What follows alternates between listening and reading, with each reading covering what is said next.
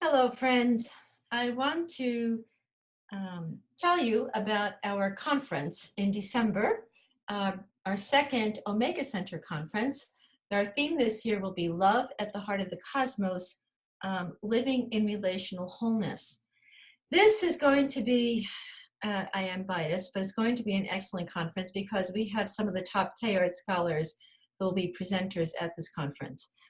Ursula King, Dr. Ursula King from Bristol, UK, probably the preeminent Teilhard scholar in terms of religious studies, will be our plenary speaker, and we'll kick off this conference.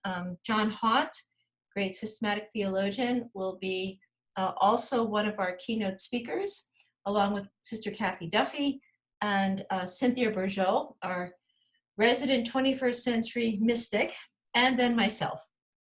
We're going to be touching on some really important themes, I think, in this conference.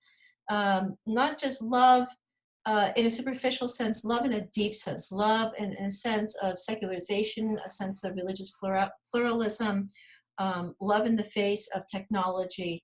So I think these are important areas we need to engage in today. And while our seating at the conference was sold out early on, actually within 3 weeks, there is plenty of space available in our online live stream forum.